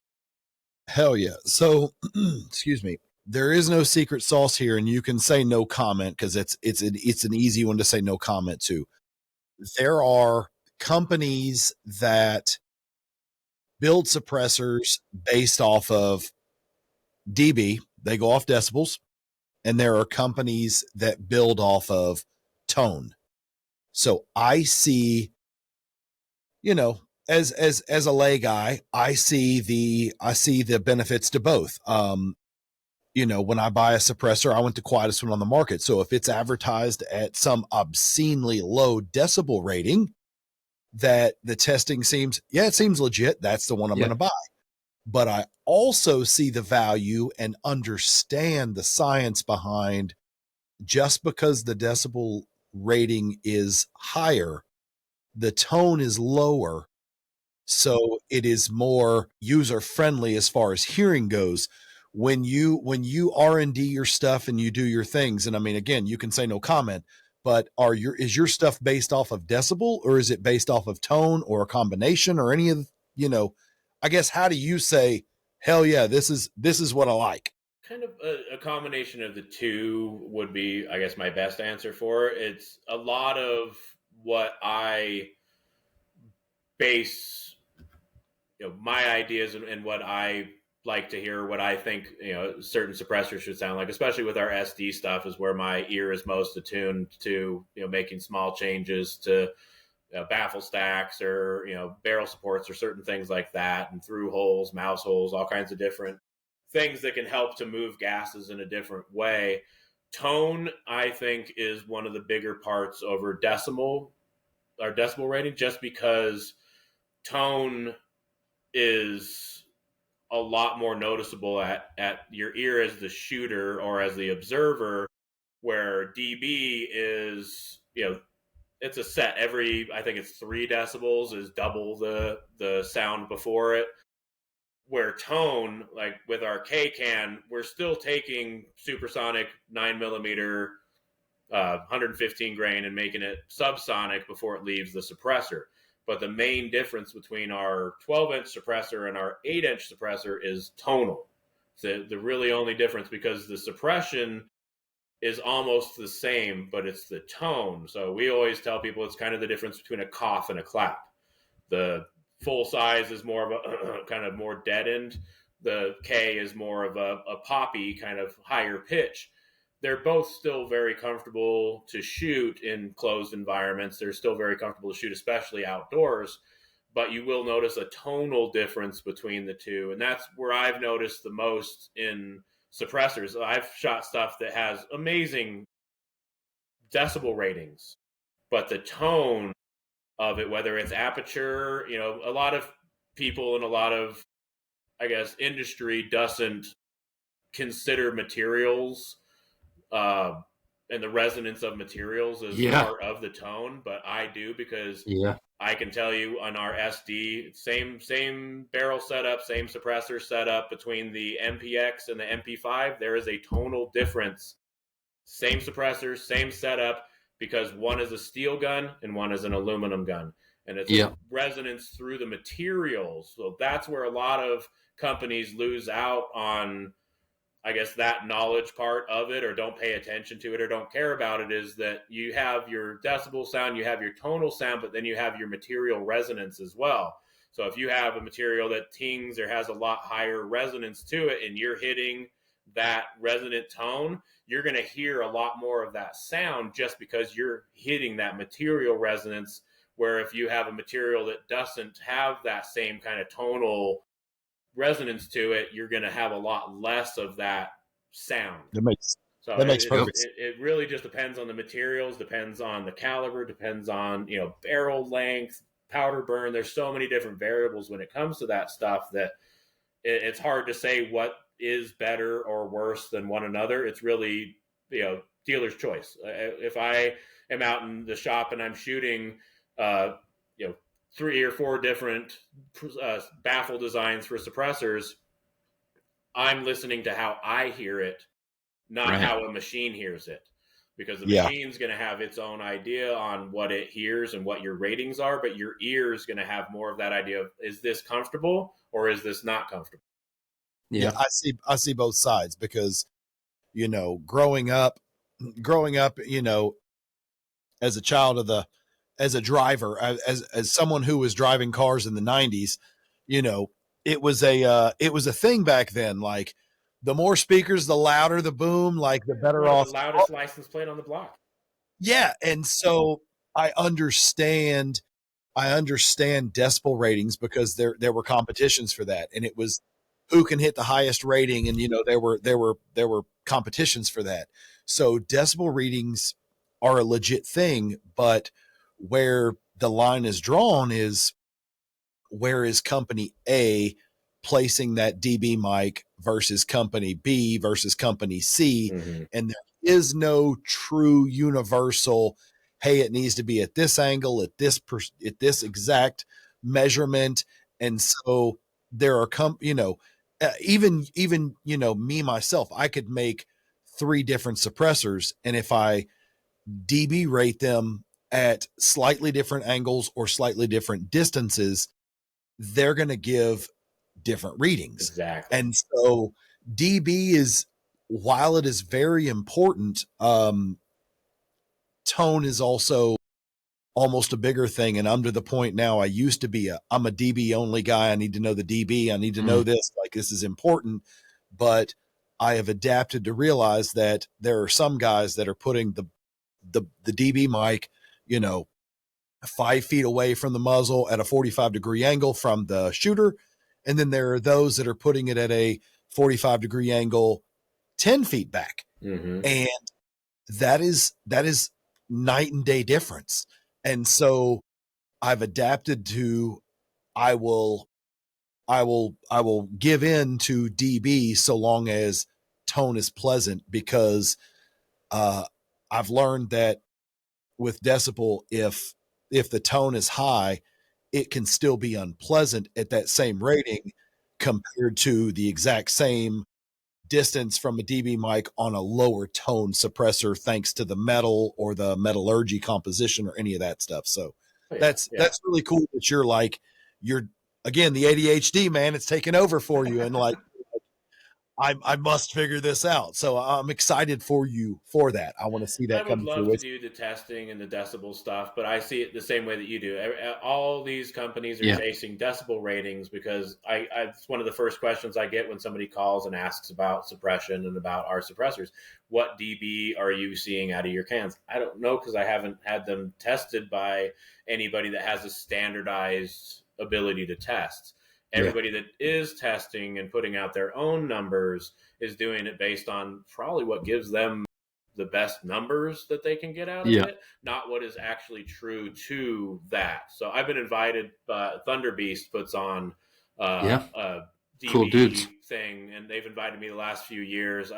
Ray and Sam over there are just awesome. Sam's awesome awesome. I love Sam to death. That dude is so cool. I met him at Cool Shop dude. a few years ago, and just nicest guy. We hit it off right away because of the long range stuff. He's a freaking monster, dude. Monster. You see him and you're like, that's a big dude. Holy shit. You see him in person and you're like, that guy could put me in his pocket, and like, I'm not super little. Like, you're a big freaking, like Chris Cloud, just a super big old sweet, teddy bear, very nice, very like, hey man kind of guy. I love those types of people, but they have what they're trying to create as a standardized method of testing. So I'm 100% up for that, because then it levels the playing field. Everybody's on that same playing field. There is no playing favorites. There is no deviation from testing standards. This is what the standard is. This is how everybody plays. And then that way everything is true. So yeah, I go more off of, tone and everything. If I have a friend that's like, hey, I just got this suppressor and I've been interested in it, dude, let's go out shooting. I want to hear that thing because I might want to buy one. But I'm not going to read up on it and all these companies that will take your money for a great review. I'd rather experience it myself and have that knowledge, and then share that knowledge with other people. Of I've experienced it. Yes, it is quiet, but you will find a tonal this, or yes, it is tonally great, but the dB is a little bit higher. it's just building that knowledge base and having that humility, I guess, to say, hey, this isn't the best thing out there. I think through our talks with you, with other manufacturers in the suppressor space, that especially smaller, more boutique manufacturers, they seem to be coming around to the idea of like, okay, DB is for the most part kind of a marketing ploy by the big guys, and that it really, like, of course it does. It's one way to measure, and for the longest time, it's been the only way to measure how long or what the sound of a suppressor is. People who now we have a lot more users, now we have a lot more manufacturers. That portion of the industry is growing. People are starting to ask the question, and they're getting wise. They're like, well, 100 dB doesn't mean the same at whatever frequency. It doesn't mean the same at 5 hertz as it does at 15 hertz. Right. And obviously we don't have an industry standard of what machine we're using and where it needs to be set. So I was going to say, Matt, it's very similar. It's quite the opposite of Ear Pro. So when you look at Ear Pro, everything has to be, not saying that suppressors should be held to this standard, but with Ear Pro, everything is measured. There is an OSHA standard. So everybody that has Ear Pro, whether it be in ear, over the ear, I don't care, around the ear, whatever you want to call it, like the testing is the same to be OSHA compliant. And so everyone is held to the same standard. Since there is no universal standard for suppressors, it's a marketing ploy to a point. Everyone does have the best intentions starting, but at the end of it, it's like, well, if it's not going to give the numbers we want, we're not going to sell any. So if they fudge the numbers a little bit to get those extra sales, who's really going to know? Because most people don't have access to a decibel, reader or anything like that. So yeah, and you can buy a DB mic on Amazon, but the problem with that is, they don't work the same, but B, they don't go up to the volume that you actually need them to go to. Yeah. So you can get them, I think, up to like 120, and Granger has one that goes up to 143.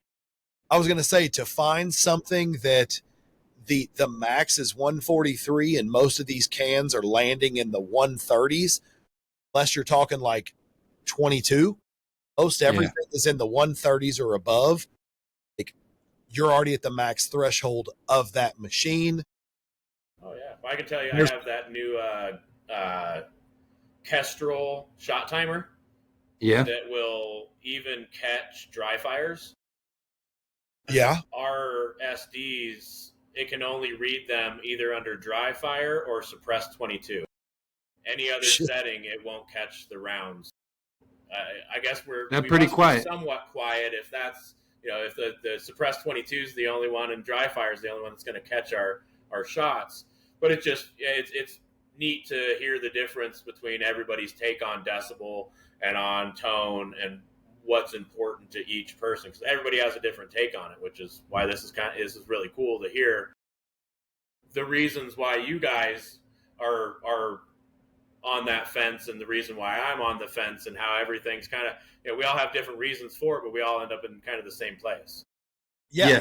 It's if you could give me a standard test, I would be more willing to believe the results, but until you can give me a standard test, I have no other choice but to go with what sounds the best to my ear, and that's going to be tone. Lower tones sound better than higher tones.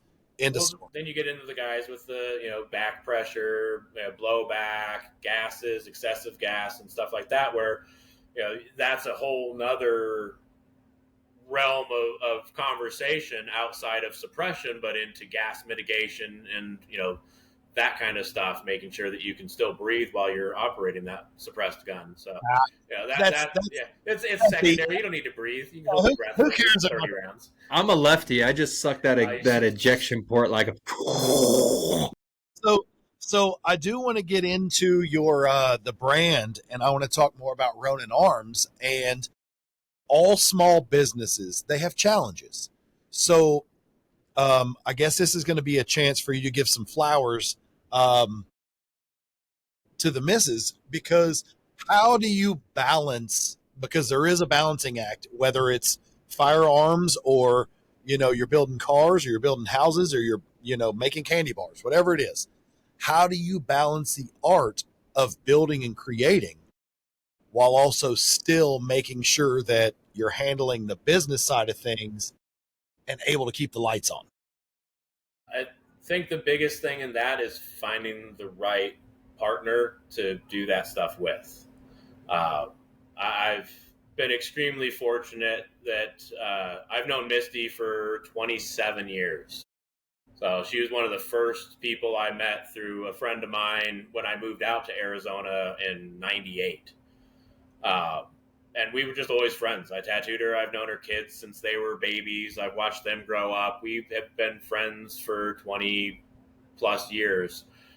And she's done her own thing and had her own thing. I've had my own life, had our own families and everything. And it's weird how things kind of fall in place and the universe brings people into your world when you need them. So when I lost my wife to cancer in 2021, I had no idea what I was going to do or how I was going to do anything, because I was in 5 years of battling cancer, fighting the VA because she was a she was a Marine, service connected cancer, 100% disabled.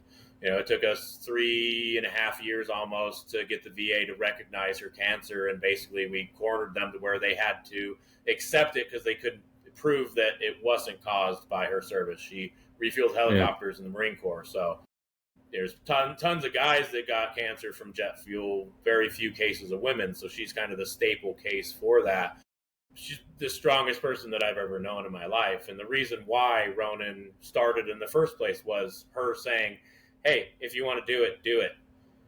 And I think my biggest superpower that I can have is the support of the people that have been around me during this. Both her during the time that we had together, and then losing her, and then Misty coming back into my life out of the blue. Just, showed up with one of my friends after I hadn't seen her for 4 or 5 years and wouldn't take no for an answer. It was like, I know what you've been through. She has a daughter that's 35 now that had stage 4 cancer as an infant. So she spent her entire daughter's childhood saving her life and going through cancer treatments as a single mother. So she had a rare insight to what I had gone through, what I had been through, and also what our daughter had been through. She was 5. We found out about the cancer when we were 9 months pregnant with our daughter.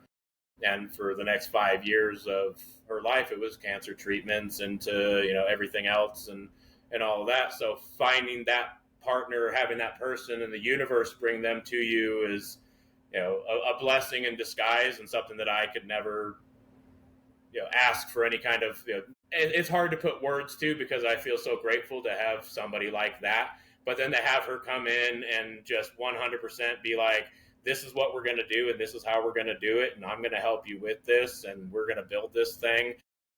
We drive each other.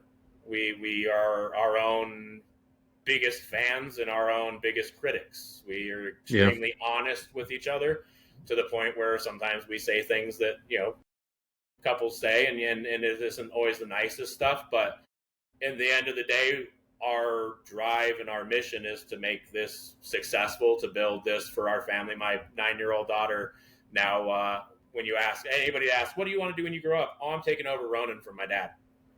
Hell yeah. Oh, yes. So she's already learning how to build and paint. She's gone to a couple of pistol classes now. She has a couple of her own little firearms. But if you surround yourself with positive, amazing people that want to help you to succeed, and all you do is work towards growing and building each other and not knocking each other down, and not talking trash on other people. Like, I've had ups and downs in this industry in the last 10 years that I've been involved in it, but I came from an industry with way more harshness and way more history than this one could ever have. So this is like, okay, I understand the ego parts of things and everything, but I've told people a million times, like, I'll work with anybody. I'll answer questions for anybody. I don't care if they're my direct competition, because I'll never build a million guns in my life. but I can Yeah. guarantee that there's probably at least 1 million people out there that would love to have what I built. So I'm always going to have customers. I'm always going to have clients, and everybody else can do the same thing. If we build this to be strong and untouchable, nobody can touch this industry and nobody can do anything to change it. But if we don't all work together and everybody's just ego based and, oh, my shit's better than yours, I'm sure there's people out there that do stuff that's way better than what I do. And I'm striving for that mountaintop. And eventually I'll get there and I'll find another mountaintop to hit after that. But everybody should be pushing to grow everybody as an industry, and this place would be a lot better place. And if you take that idea of mindset and put it towards everything in your life, then it's really hard to fail at stuff. It's more just you realize the people that are really there to help you to grow, and the people that are just there to either catch a free ride or to tag along as long as they can. So I bout with this over the last few months with some personal stuff, but I had a good friend of mine that kind of laid it out in a very real way that kind of solidified the decisions that I had made and let me know that I'm doing stuff right. He said sometimes you have friends that are there for a reason, and sometimes you have friends that are there for a season. Yeah, man, you have to look at it both ways, whether it's your partner or business or friend or otherwise. You hit the nail on the head. And what I'm going to take away a lot from this, but the key thing I'm going to take away is what you just said. And it was, if you're a small business trying to get in this industry, I'm going to urge you to take Scott's advice. You're not here to sell. You should approach with the mentality of, you're not here to build 1 million rifles, but there's 1 million people that want your rifle. And that's right. If you take that mentality and you put that into everything you do every day, you will have bad days, but overall it would be very difficult to fail with that mentality. So that's inspiring, man. That's super inspiring. Thank you. It's a mindset that I've been working on for myself and the people that I care about for years, learning and dealing with, when I was going through school, I had some of the worst ADHD I think ever in the 80s. My first grade teacher would duct tape me to my chair because I wouldn't stay seated because I'd just get bored and go and wander around.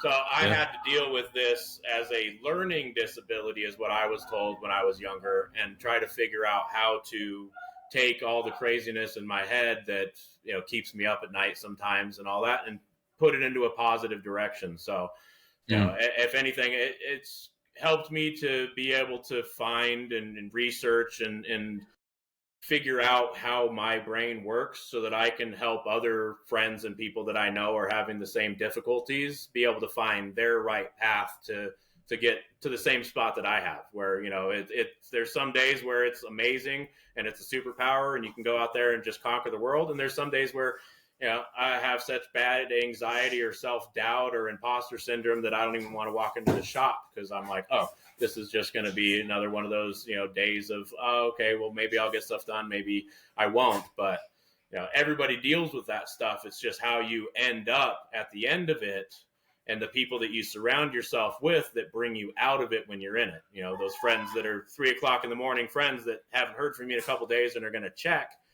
where, that's a rarity nowadays. So many people are so involved in themselves. You have to take care of the people that are involved in your life, and you have to make sure that you're there for them the same way that you expect them to be there for you. And, surround yourself with those people, and you're going to have a great and prosperous time because you're going to build each other.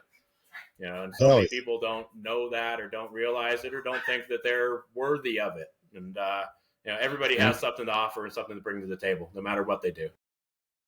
Good message. Good message. Scott, long term for Ronin, for you and for Ronin, do you have a want to be an industry giant, or is Ronin always going to be a bespoke boutique builder? I've been asked that one a couple times recently from people that are wanting to see it grow into something larger. I would love to see that happen if it were to happen correctly. One of my big driving factors in kind of the whole idea behind what I do and how I do it is, Nighthawk. The whole one gunsmith, one gun type of mentality where, a good friend of mine is one of the largest Nighthawk collectors in the world. I think he has like 160 of them or something. Holy crap. Yeah. That dude's got some jack. Yeah. He got some cheddar. One of the most amazing Luther guitar builders in the world as well. So he's a nice craftsman upon, the mountain that most people could never reach. So he's an inspiration to me in that way, but also somebody that has given me a lot of drive into, doing what I do and how I do it. Sorry, that's Todd crying. If you can hear the whiny lady that sounds like she fell down the stairs. A damn French bulldog. He if you put him in his box and he thinks you're gonna leave him there for longer than 3 seconds, he'll start He whining cries like an old lady down the stairs. It's terrible. Poor baby. It's funny. So I don't know if you're going to be able to put it into words, but if you have to put it into words, because I'm forcing you to, and you're not going to do it justice, I know you won't, but give me your best interpretation of what Misty's doing with Ronin women. The Ronin women thing is one of those, we had the opportunity because of the platforms that we produce to offer a style of training and an introduction to training, especially for women in the gun realm. It's not the most inviting thing for any woman to go and get involved in firearms training. It's a very niche little group, and a lot of people. I mean, I've done a lot of training in my time, and there's still times that I'll go to classes, even classes my friends are putting on, and feel like I don't belong there, or that I shouldn't be there, or I don't meet the standard of some of these other people. I can only imagine being a new shooter coming into that, as well as concussives, all the loud booms, not being able to hear instructions because you have hearing protection on. So Misty and I go shooting often, and she's gotten really into shooting and firearms and all that over the last few years that we've been together. And she saw it as an opportunity to offer training to women, especially getting into firearms, or even women that are comfortable with firearms, on a platform that is very inviting, not very intimidating. We run all of the classes we do for Ronin women are all run without hearing protection. We usually do a 1 to 2 or 1 to 3 ratio of trainers. So there's not a whole group of 20 women with one trainer. We have, sometimes 1 to 1, sometimes, 2 or 3 women to each trainer, but you get personalized attention where during course of fire, you can make small adjustments to your stance, to your position, to your trigger control, to recoil, all the different aspects of shooting. You can basically come into without the loud booms, without hearing protection, and really retain the knowledge that you're learning. Where normally in most classes, I've taken classes where, an hour after the class, I could be like, I can recite maybe 5 or 10 things that I learned during the class, because there's so much input, but also so much, things that are distracting. So we tried to take all of the distractions as much as we possibly could out of that training, offer it to women using our platform to where they can come out, try it out, shoot a bunch of stuff, not have to worry about hearing protection or anything. The loudest thing at one of our classes is the steel at the end of class. We let them shoot an SD on steel. And every single time they're like, "Oh my God, that's so loud." And we're like, "You realize you've been shooting guns for the last 5 hours, and that steel was the loudest thing you've heard." So it's a cool way to be able to introduce people to firearms in a very controlled, very quiet, inviting environment. You're doing women training. Hold on. Wait. I got to wrap my head around this. You're doing a training course specifically geared towards women, and we're not doing little 32 autos. Like, you're literally teaching women with Ronin SDs? Oh yeah, all the different platforms. We have about 15 demo platforms that we use for demo events and for the training. And I'm building more. We're going to start doing Ronin Kids. So we're going to do suppressed 22 platforms for pistol and for rifle to be able to branch out. Because we have a lot of the women that come to the classes that have kids. You know, the women come to the classes because they want to give themselves that force multiplier and that ability to not have that knowledge of being able to defend themselves. But now they want their kids to have that knowledge, or really more the safety aspect of things, the respect for the firearms, the knowledge of, firearms.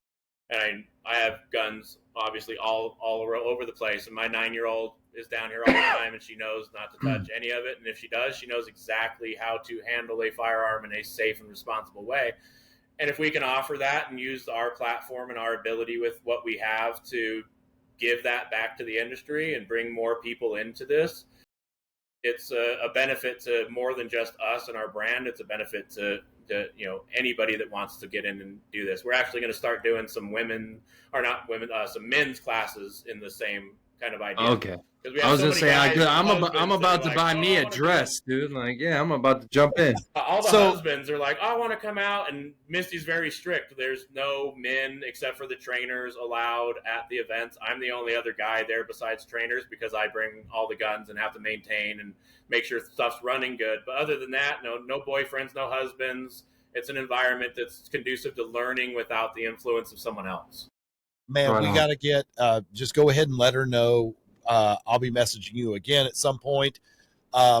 We would love the opportunity for her to come on and talk about that stuff if she would be interested. She would love to. Definitely. Just because yes. anytime we could get the one thing that the industry's lacking, we're lacking a lot, but one big thing we're lacking a female presence. And so if there is a woman presence that is training, and kudos to all the girls that are out there, all the ladies that are out there that are training and that are trainers and that are instructors that are shooting pistols. They're showing all that. So many amazing female trainers that hands down are some of them better than some of the guy trainers that I know, just because they have a different approach and a different care to how they go about their training. Like I said earlier, everybody has something to offer, even if they don't think that they do.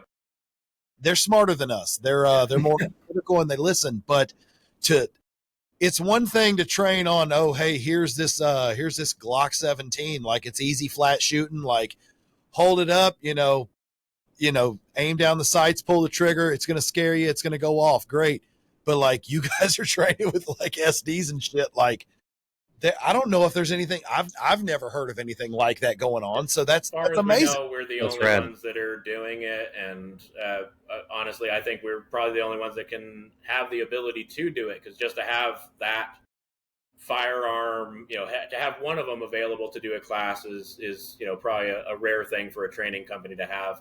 But to have 10 to 15 of them available for a class is something that us as a manufacturer, we can do that, and we can have those for both demo guns for demo events, but also for training stuff, so that we can really get it out there to as many different people as we possibly can, in as many different hands. Because the more people that have knowledge on these things that can learn how to use them or learn the benefit of it, the more we can branch out, but also the more other people are going to feel safe in their homes with something that they can set off in their hallway and not have to worry about not hearing anybody else moving through their house.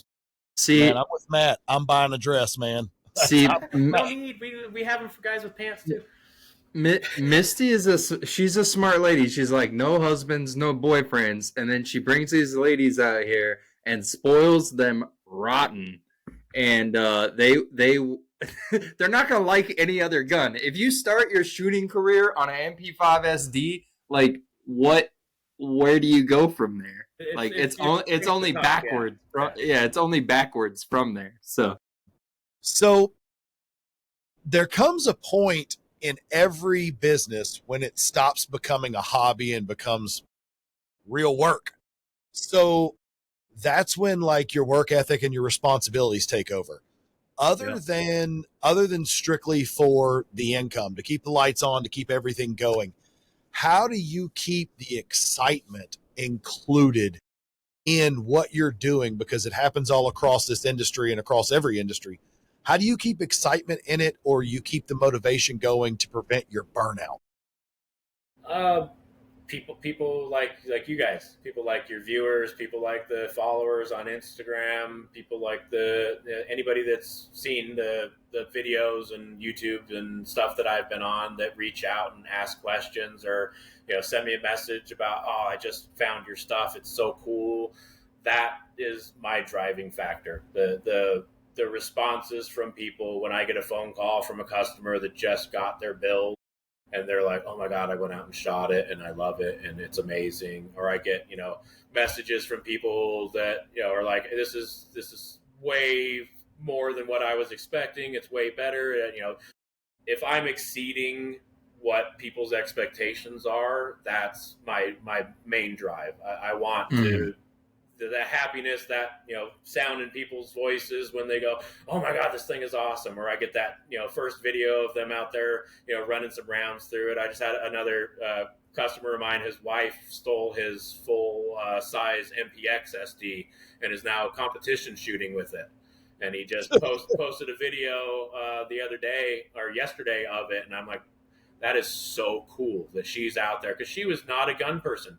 And he took her out and shot that right after he got it. And now she's out competition shooting, running guns, course of fire with that platform, just because it introduced her into that in a different way.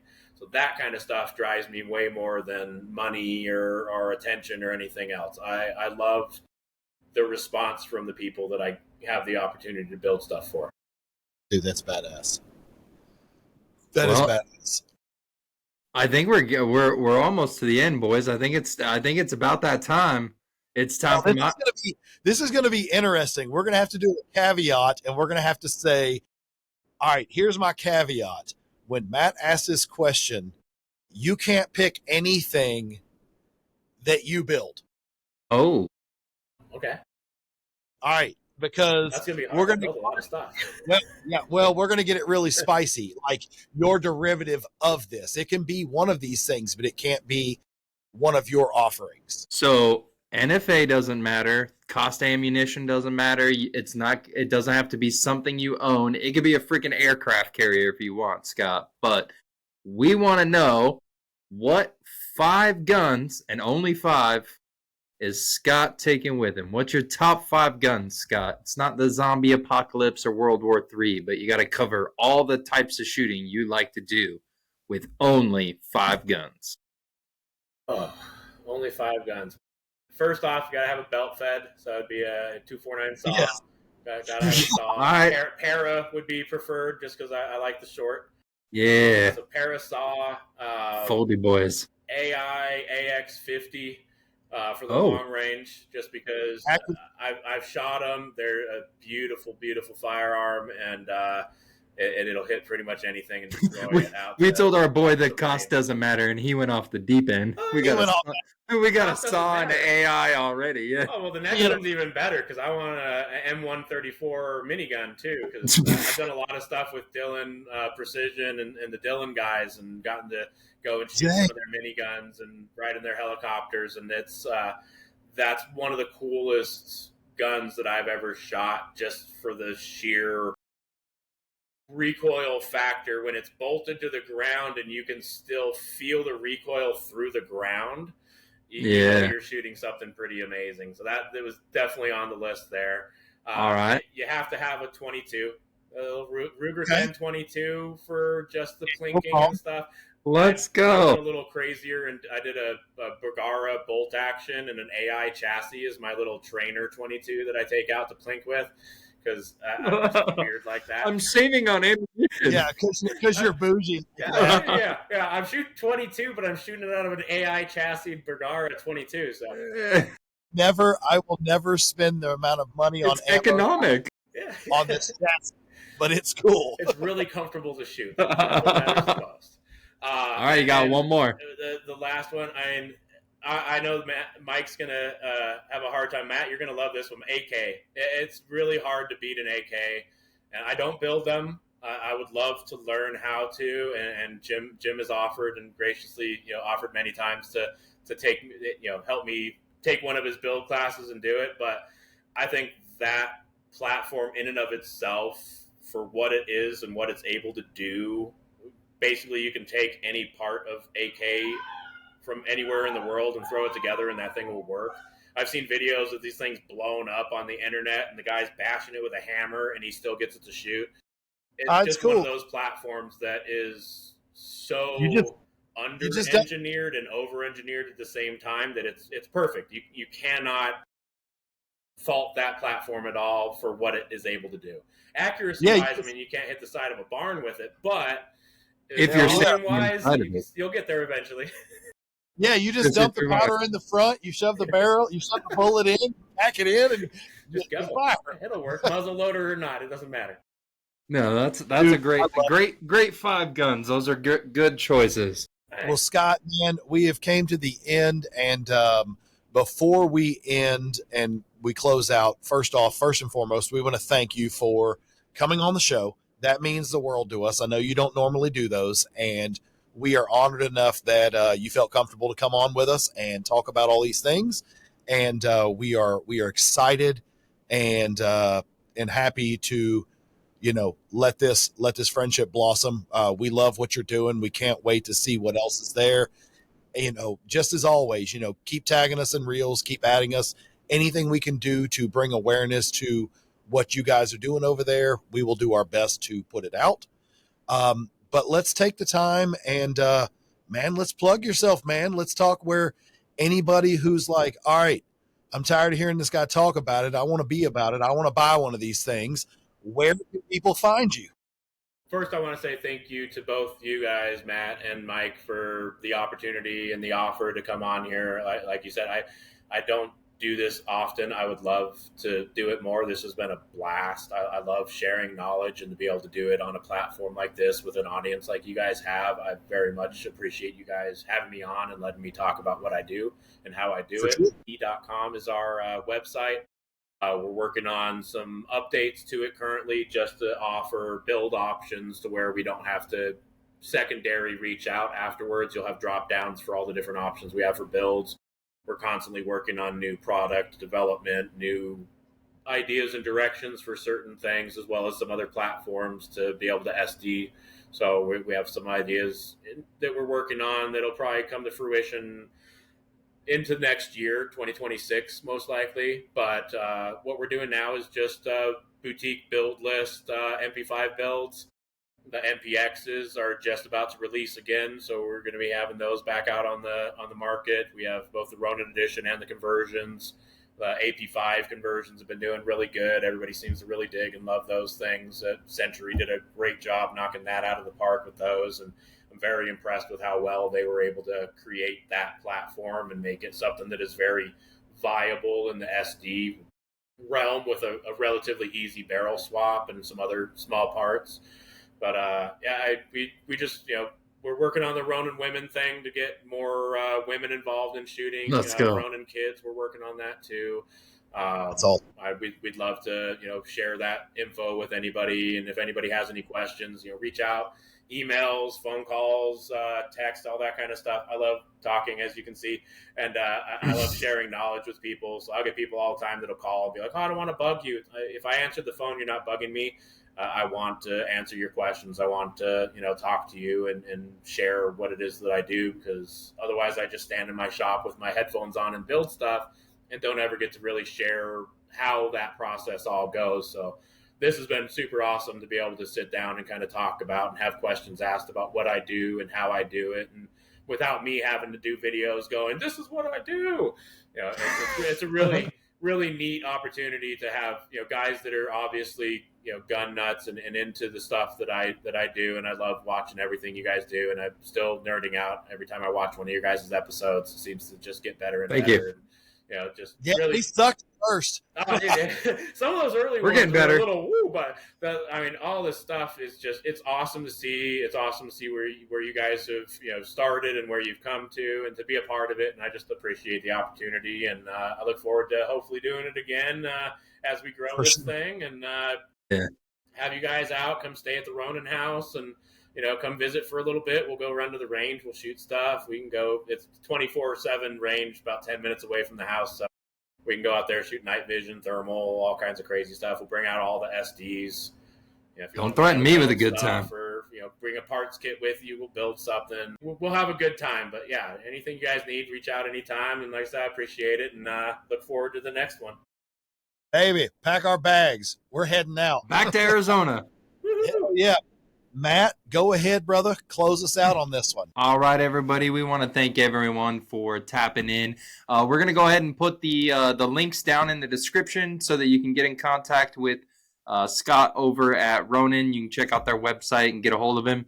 If you've listened this far, really appreciate it. Don't forget to like, share, subscribe. On behalf of Scott over at Ronin, Mike, and myself, thanks for watching Whiskey Windage. We'll catch you next time.